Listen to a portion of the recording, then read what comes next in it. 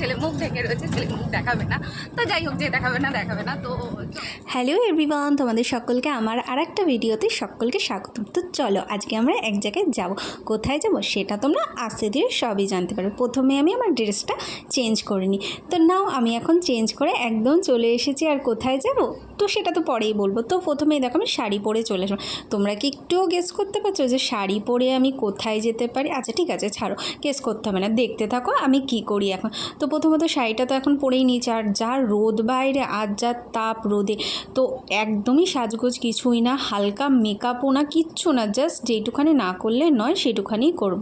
তো প্রথমেই আমি এটা আমাকে ডক্টর রিকমেন্ড করেছিল যে একটা সানস্ক্রিন, তো সেই সানস্ক্রিনটা আমি মেখে নিই। যেহেতু মুখে আমার এমনিই অনেক প্রবলেম, সাইডে একটা দেখতে পাচ্ছ একদম গোটা মতো হয়েছে। তো যাই হোক, সানস্ক্রিনটা মেখে আমি ল্যাকমি 925-এর একটা কম্প্যাক্টটা হালকা করে একটু পাপ করে নিলাম, যে যাতে ঘামটা অতটা না বোঝা যায়।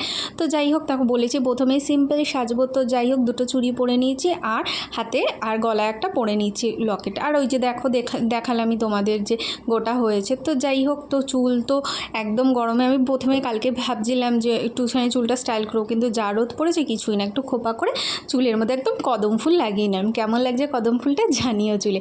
আর ছোট্ট করে একটু সিঁদুর পরে নিলাম, আর ছোট্ট করে একটা আমি টিপ পরে নিলাম। যেহেতু এখন প্রচণ্ড রোদ রয়েছে, সেরকম মেকআপ করা যাবে না, কিছুই যাবে না, সেটা আমি বারবারই বলেছি। আর এই দেখো আমার সাজটা কিন্তু কমপ্লিট। আর আমার ভিডিওটা কেমন লাগলো আর আমার সাজটা কেমন লাগলো সেটা কিন্তু অবশ্যই করে কমেন্টে আমাকে জানিও। রেডি হয়ে তো বেরিয়ে গেলাম। তো তোমরা দেখতেই পেলে যে রেডি হলাম। তো আপাতত বেরিয়েও গেছি, ছেলেও পাশে রয়েছে, ছেলে মুখ ঢেকে রয়েছে, ছেলে মুখ দেখাবে না। তো যাই হোক, যে দেখাবে না তো চলো।